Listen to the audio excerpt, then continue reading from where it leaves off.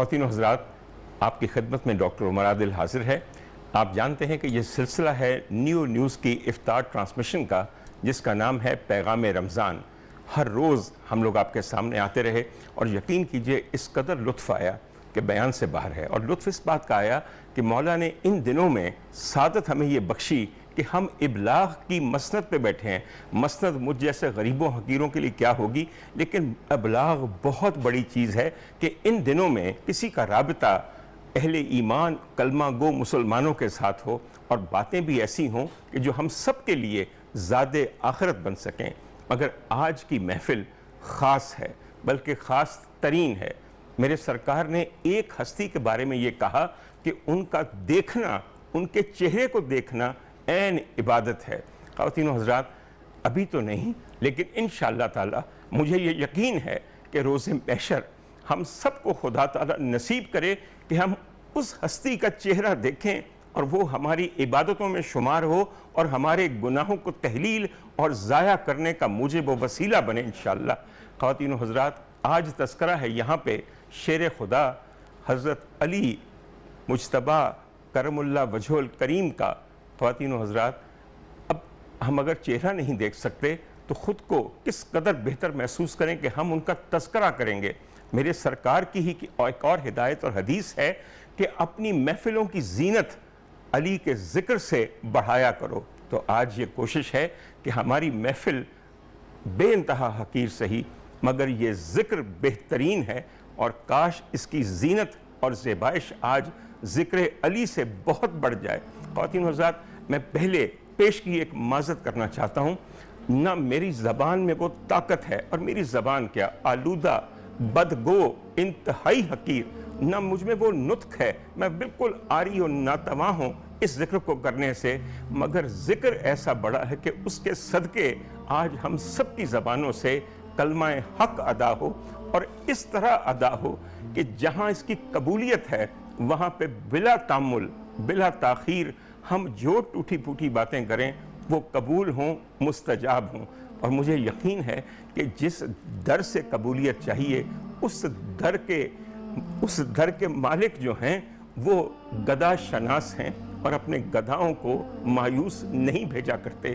اسی امید کے ساتھ میں نے آج تقویت پائی ہے، ورنہ یہ آسان کام نہیں کہ میں آج ہماری اپنی اس محفل میں ذکر علی کریں، ان کے خصائل کو بیان کریں، ان کی عظمتوں اور رفتوں کو بیان کریں، جو ناممکن ہے۔ ایک عمر اس کے لیے ناکافی ہے، کئی عمریں اس کے لیے کافی ہیں، اور ازل سے ابد تک کا جو وقت مقرر ہے وہ بھی اس کے لیے ناکافی ہے۔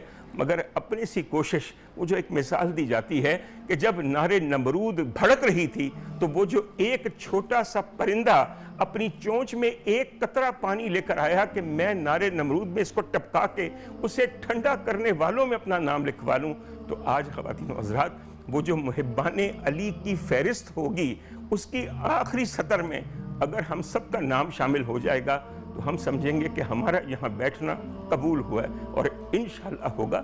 اس در سے گدھا کبھی خالی جائیں گے؟ سخاوت کے دریاؤں کے سوتے جہاں سے پھوٹتے ہیں۔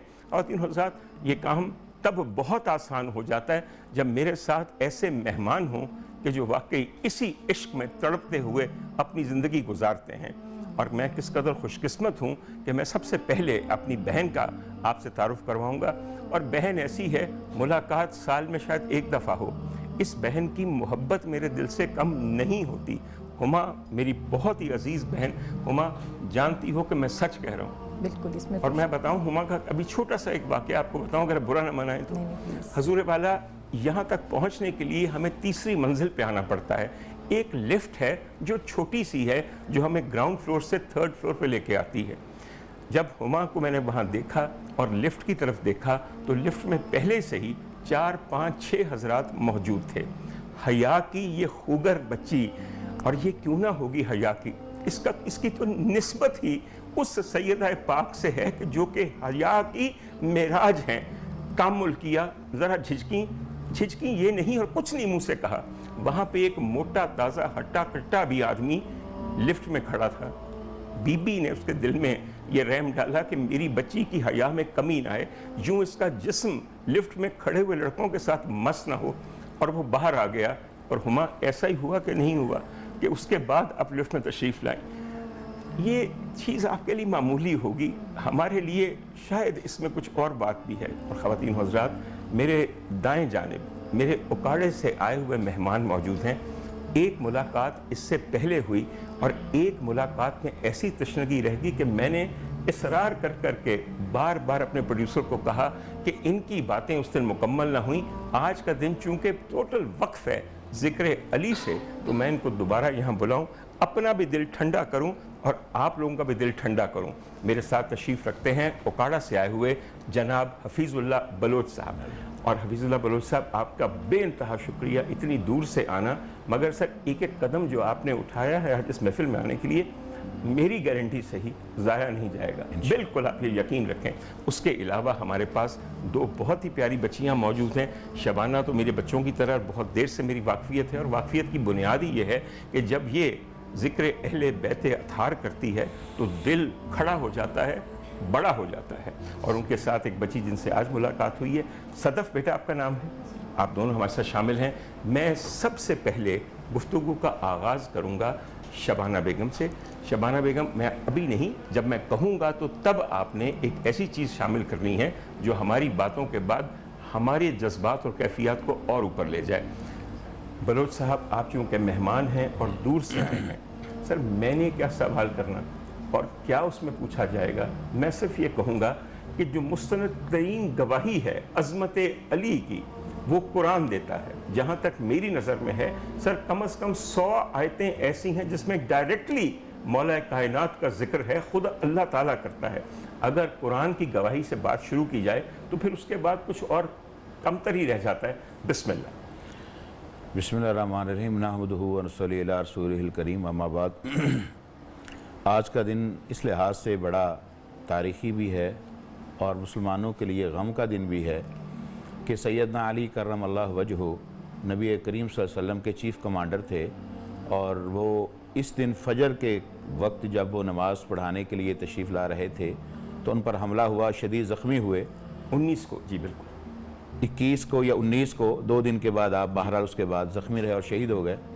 تو قرآن مجید نے ان کی گواہی اس انداز سے دی ہے, انما یرید اللہ لیطفئ عنکم الرجس, کہ اللہ تعالیٰ یہ چاہتا ہے کہ وہ اہل بیت سے ہر قسم کی ناپاکی کو, پلیدگی کو, ہر قسم کی نجاست کو دور کر دے. ویطہرکم تطہیرا, اور وہ ایسا پاک کر دے کہ پاک کرنے کا جس طرح حق ہوتا ہے. بالکل بے شک. اب حضرت علی رضی اللہ تعالیٰ عنہ, سیدہ فاطمہ اور آپ کی اولاد حسنین کریمین, اور ان کو حضرت ام سلمہ رضی اللہ تعالیٰ عنہ روایت فرماتی ہیں کہ نبی کریم صلی اللہ علیہ وسلم میرے گھر میں تھے اور آپ نے حضرت علی کو بلایا, فاطمہ کو اور حسنین کریمین کو بلا کر اپنی تطہیر والی چادر میں لے کر فرمایا, اللہم ہؤلاء اہل بیتی, اے اللہ یہ میرے اہل بیت ہیں. یہ ام سلمہ رضی اللہ تعالیٰ عنہ روایت کر رہی ہیں, ام المومنین, اور آپ کے ازواج میں سب سے زیادہ پڑھی لکھی خاتون وہ. بے شک. اور وہ فرما رہی ہیں کہ میرے گھر میں یہ واقعہ ہوا کہ اللہ تعالیٰ نے جب یہ آیت نازل کی, اور یہ اسی عمل کی مصداق تھی, اور یہ وہ ہستیاں تھیں کہ جو اسی آیت کی مصداق ہیں. بے شک. اور قرآن نے کہا والسابقون الاولون من المہاجرین والانصار والذین اتبعوہم بإحسان رضی اللہ عنہم ورضوا عنہ, کہ وہ ہستیاں کہ جو سب سے پہلے ایمان لائیں, سب سے پہلے اسلام لائیں, نبی کی بات پر ہاں کی. اور مزے کی بات عرض کروں کہ ہر نبی نے اپنی نبوت کا جب آغاز اور اعلان کیا ہے تو معجزہ پیش کیا ہے. واحد نبی کریم صلی اللہ علیہ وسلم ہیں کہ انہوں نے کوئی معجزہ پیش نہیں کیا, اپنے کردار کا معجزہ پیش کیا کہ آپ کے اندر لقد لبثت فیکم عمرا, میں نے پوری عمر گزار دی, جوانی گزر گئی, اب تو بڑھاپے کی طرف بندہ 40 سال میں آ جاتا ہے, تو میں نے لقد لبثت فیکم 40 سنہ, 40 سال میں نے گزارے ہیں. حل وجدتمونی, کوئی ایسی چیز میرے اندر پاتے ہو, کوئی بے وفائی ہے, کوئی وعدہ خلافی ہے, کسی قسم کا جھوٹ ہے, کوئی خیانت ہے, کوئی بات. سب نے کہا جربناک مرارا بل وجدناک صدقا, ہم نے بار بار آپ کو آزمایا مگر ہر بار آپ کو سچا پایا ہے. پھر آپ نے کہا قولوا لا الہ الا اللہ تفلحوا, تو سگا چچا ابو لہب ہے, اس نے مذاق اڑایا, ابو جہل نے مذاق اڑایا, عتبہ شیبہ ولید نے, اخنس نے, مشرا, ایک ناتواں آواز پورے مجمع سے بلند ہوتی ہے کہ لبیک یا رسول اللہ, اللہ کا رسول میں حاضر ہوں, میں گواہی دیتا ہوں آپ اللہ کے سچے رسول. 10 سال کا بچہ, 10 سال کا بچہ ہے. لوگ مزید مذاق اڑانے لگے کہ کسی پڑھے لکھے عرب کے سمجھدار آدمی نے اسلام قبول نہیں کیا, مکہ کے نے, ایک بچہ ہے اس بچے کی کیا حیثیت ہے؟ وہ نہیں جانتے کہ یہ بچہ کل کو حیدر کرار بننے والا ہے، وہ نہیں جانتے تھے کہ کل یہ نبی کا داماد بننے والا ہے، نہیں جانتے تھے کہ یہ خلیفہ رسول بننے والا ہے، نہیں جانتے تھے کہ فاطمہ کا شوہر بننے والا ہے، نہیں جانتے تھے کہ حسنین کا بابا بننے والا ہے، نہیں جانتے تھے کہ اسد اللہ بننے والا ہے، نہیں جانتے تھے کہ فاتح خیبر و مرحب بننے والا ہے،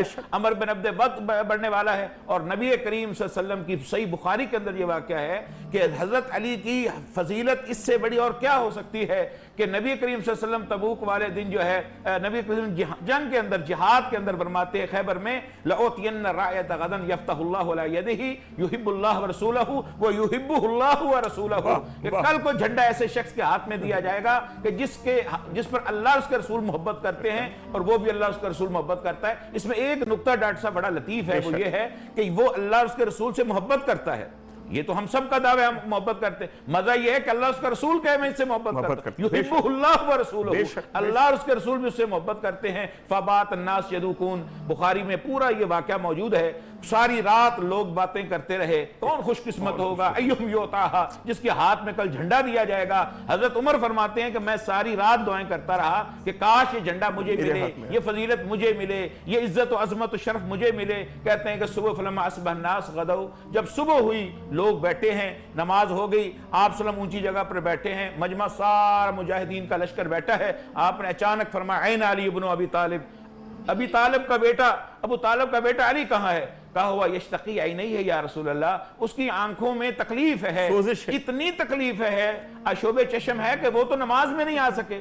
فرمایا کہ اسے لاؤ، صحابہ پکڑ کر لائے، حضرت علی کی آنکھیں خراب ہیں، اور حدیث میں آتا فباسا کا فی عینیہ، آپ نے اپنا لعاب دہن ان کی آنکھوں میں ڈالا، وَدَعَا لَهُ، اس کے لیے دعا کی، بخاری کے الفاظ اس کے لیے دعا کی، اور پھر اس کے بعد اپنا جو ہی ان کے زبان اپنی سے وہ لعاب دہن ڈالا تو حدیث شریف میں آتا ہے کَأَنَّهُمْ لَمْ يَكُنْ وَجْهُ بِهِ قَطُّ، علی فرماتے ہیں میری آنکھیں اتنی بہترین صحت مند ہوگی جیسے کبھی کوئی تکلیف ہوئی نہیں تھی۔ اب یہ تمام صحابہ کے اوپر حضرت علی کی فضیلت، اور میں یقین مانوں، میں ایک سنی الحمدللہ طالب علم ہوں، مگر میں پوری بصیرت علی وجہ البصیرت کہہ رہا ہوں، یہ عدل کے ساتھ کہہ رہا ہوں کہ حضرت علی جتنے فضائل قرآن و سنت میں کسی صحابی کے نہیں، ترتیب الگ بات ہے، ترتیب صحابہ اور خلفاء، مگر فضائل حضرت علی کے سب سے زیادہ۔ بے شک بلوچ صاحب، ایک چھوٹی سی بات آپ کو کہوں، یہ جو لعاب دہن میرے آقا اور میرے سرکار کا ہے، یہ جتنی دفعہ حضرت علی کی قسمت میں آیا ہے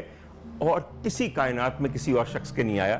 پیدائش ہوئی ہے کعبہ میں، حضرت فاطمہ بنت اسد نے کہا یہ دیکھو میرے ہاں بیٹا پیدا ہوا ہے، سب سے پہلے جو چیز آپ گٹھی سمجھ لیں یا کوئی چیز سمجھ لیں، سب سے پہلے سرکار کی زبان سے حضرت علی نے لعاب دہن کو چوسا ہے۔ اس کے بعد احد کے اندر 70 یا 90 زخم آئے ہیں اور جسم چور چور ہے، اتنی تکلیف دے کے میرے سرکار کے آنسو گر پڑے ہیں، اور وہ آنسو جو میرے سرکار کے گرے ہیں وہ تو آپ یقین کیجئے عرق شفا ہے، جہاں جہاں گرے ہیں زخم بھٹا گیا، اور جہاں نہیں گرے وہاں میرے سرکار نے لعاب دہن یوں کر کے لگایا اور ہر چیز مندمل ہو گئی۔ اس کے بعد ہجرت مدینہ میں اس صحرا سے ہوتے ہوئے مکہ سے مدینے پہنچے ہیں تو پائے مبارک میں حضرت علی کے چھالے ہیں، ان چھالوں کو دیکھ کر سرکار نے دوبارہ اپنا لعاب دہن ان پہ لگایا ہے، اور پاؤں یوں ہو گئے ہیں کہ دنیا کا کوئی مارکہ ہو، کوئی غزوہ، کوئی جنگ ہو، کسی پہلوان کا سامنا ہو، ان کے قدموں میں کبھی لغزش نہیں آئی۔ نکاح ہوا ہے سیدہ زادی کے ساتھ، میری شہزادی کے ساتھ، آقا زادی کے ساتھ، تو پیالے کے اندر لعاب دہن شامل کر کے ان کے سینوں پہ چھڑکا ہے اور دعا کی ہے۔ اس کے علاوہ جتنی اولاد ہوئی ہے، میرے شہزادے حسنین کریمین کی گٹھی کیا ہے، ان کا لعاب دہن، میری شہزادی حضرت بی بی زینب سلام اللہ علیہ کا کی گٹھی کیا ہے۔ حضور والا، یہ لعاب دہن نہیں، یہ نور کا وہ چشمہ ہے جو پیدا ہوتے ہی ان تمام اصحاب کے خون میں اور جسم میں شامل ہو گیا۔ اس کے بعد اگر یہ تمام نور کے سلسلے بنے ہیں تو اس میں کوئی مذائقہ یا کوئی شک ہے؟ مجھے بتائیے۔ خواتین حضرات، میں درخواست کروں گا کہ اب ہم اس گھرانے کا ذکر کر رہے ہیں تو شبانہ سے درخواست کروں کہ اس گھرانے کی شان میں جو چاہیں وہ پیش کریں۔ بسم اللہ۔ میں تو ہوا کیسے تنگ سے وہ سر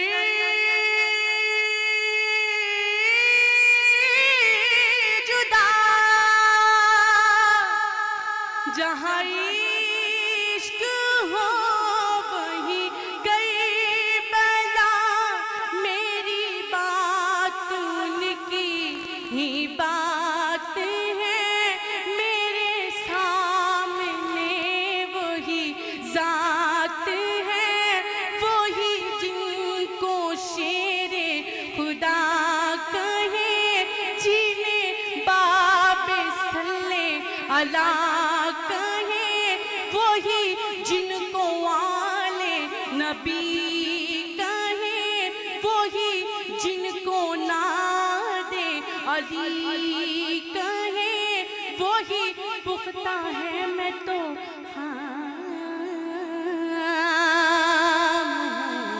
मैं तो पंजतन का गुलाम हूँ, मैं तो